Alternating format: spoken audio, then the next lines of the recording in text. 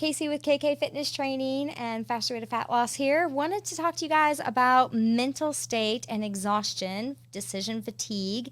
After making too many decisions and you get the paradoxicity of choice. So when you have too many choices in front of you and just too many options, or maybe you don't even know the outcome of the choices, so it gets hard to just know what choice to make. Procrastination, putting off decisions, all of that leads to decision fatigue and mental states of exhaustion.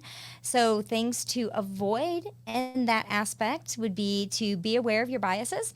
If you tend to put off making choices about dinner till later in the day and then you end up choosing the wrong thing for dinner or something that's not quite in your macros. If you are somebody who's going to put off doing the workout or even just big decisions, getting a house, car, things like that, to the very last minute, just know that you tend to do that and to stay away from it. Try to make those decisions earlier on. Collab with others. A lot of people like to use friends and family members as sounding boards for your ideas. And so just get ideas, get their input, just have them listen and have you just speak it. Sometimes if you just speak it, then the answer is very blatant and in front of you. Be mindful of the timing. Don't be impulsive, especially if it's a really big decision. Set up yourself to have times that you think about it throughout your day, throughout your week, so that way you have mulled over all of the choices, do pros and cons list, set up the attributes or the things that you really value, and does that decision align with your values? And then, trust your gut. Your gut will often tell you exactly what you need. And sometimes if you make that decision and you feel off about it, it's your gut telling you that you should have made the other decision. So if you can, go back and change up your mind. The more decisions you make throughout your day, the less the quality of those decisions.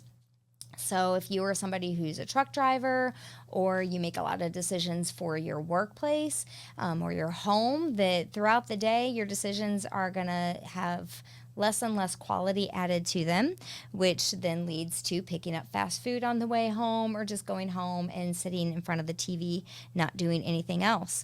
If you make a lot of decisions every day, make your big decisions earlier in the day. Maybe set up your meal plan, what you're going to have for dinner, go ahead and pull the food that needs to thaw or get the stuff ready and setting out so it's all right there when you're ready to cook. Big decisions, don't wait till the end of the day to go shopping for that car. Always make as much decisions as you can, especially those really big ones, earlier in the day and earlier in your week after you're coming off the weekend and being refreshed. Decisions can directly impact other people, family members, coworkers, so be mindful of those choices in your decisions. And again, try not to make those decisions later in the day when you're a little more fatigued and possibly even emotional about it. Make sure the mindset of your life situation, it can differentiate day to day. So if it's a bad time to make a decision because you're just not there in your life situation right now, then it's okay to put it off for a little bit longer if it's not time bound.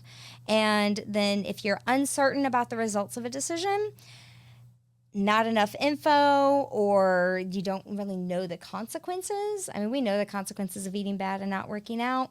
We know how it's going to lead to us not feeling great later in life or even later in the day. But if you're not sure about those results, then try to get more information before making those decisions. And if you're a perfectionist, you tend to make quick decisions or you want everything to be perfect before you make the decision, and that's not always going to happen.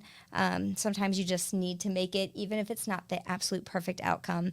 So things you can do to help negate decision fatigue is exercise. Helps blood flow, gets more oxygen in the blood because you're breathing deeper. So get in some exercise, a walk, something like that to just get the blood moving and get your brain in the right place. A walk often will help me clear out my head and really be able to focus on the decisions I need to make.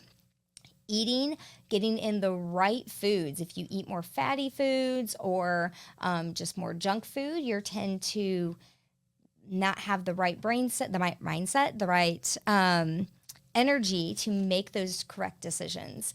And sleep is so important, making sure you're getting in at least 7 hours a night to make those good decisions. If you're running on 2 or 3 hours, those decisions are going to falter and not do very well. So removing some of the choices. So if you're doing a pro and con list, and remove some of the ones that are not aligning with your values.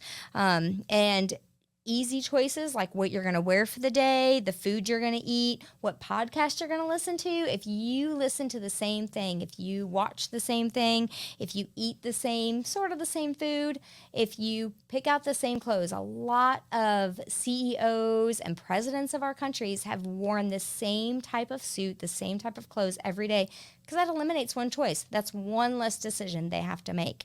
And buying the same brands. If you know there's a brand that you like, you can go on autopilot when you buy those clothes. And then make sure you delegate any major responsibilities if you can. It's okay to let someone else do it. They may not do it perfectly, but that frees you up from, you don't have to do 100% of the job. Maybe you're only having to do 20% because they were able to do the other 80. Delegating responsibility and some of those big choices can really help. And,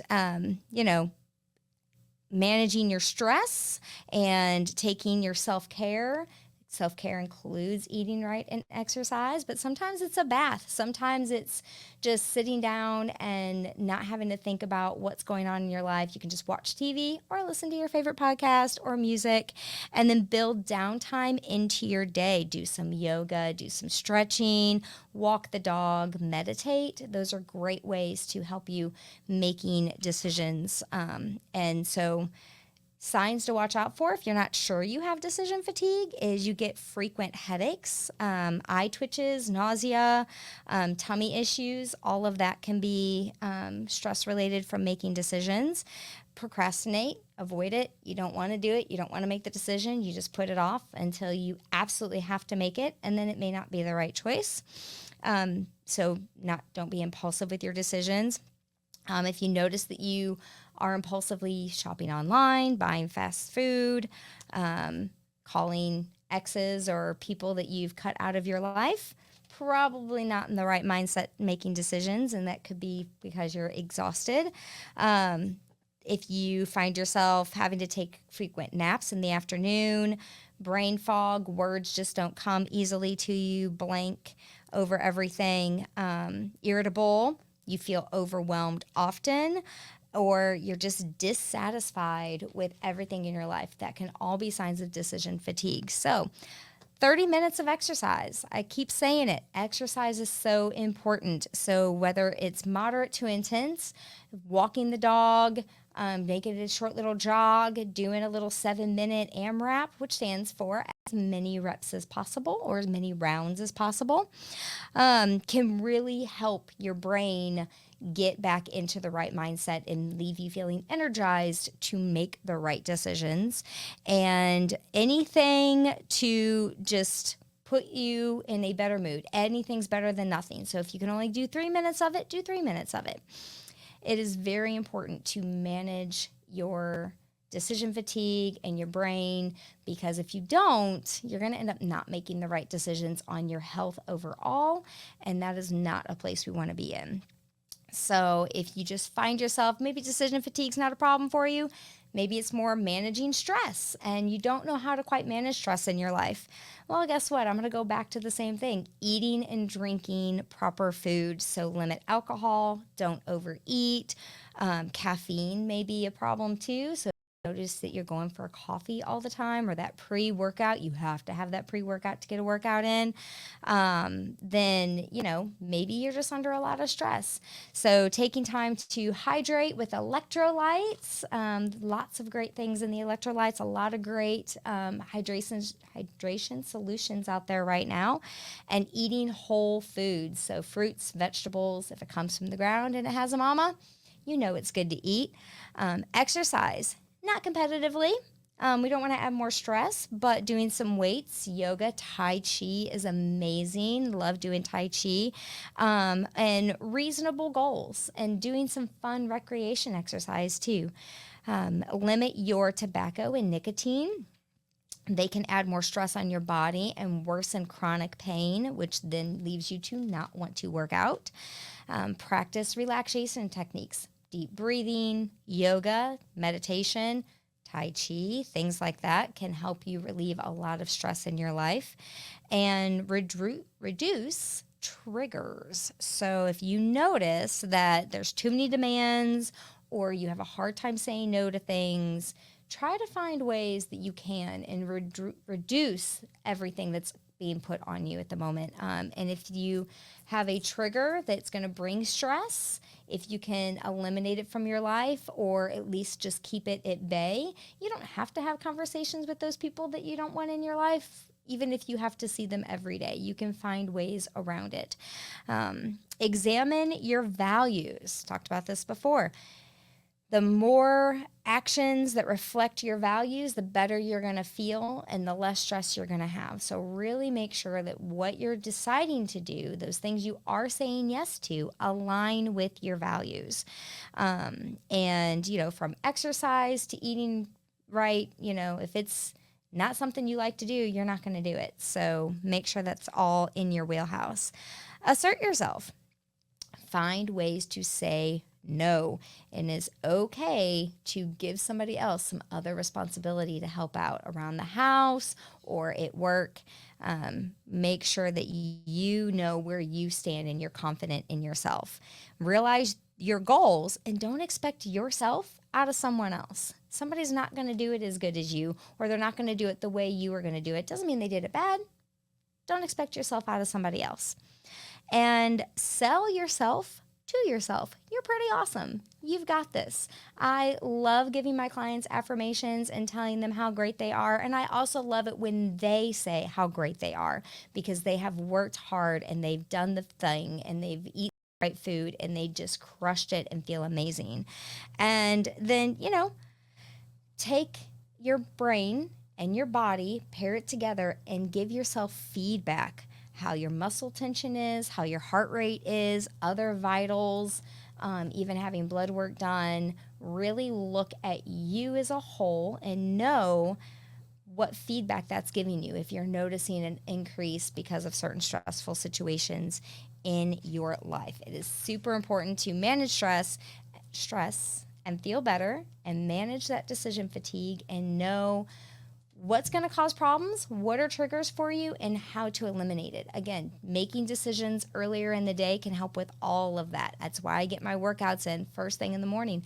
I don't have to worry about the rest of the day. I plan my food into my calorie counter, my macro counter every day, first thing. So I don't have to think about it. And, if I get to have a little treat later because I ate everything and I was in line with my goals and my values, then I can have a little treat later and I don't have to feel bad about it or guilty about it. And I didn't blow all of my nutrition and exercise out the window because I had one little treat.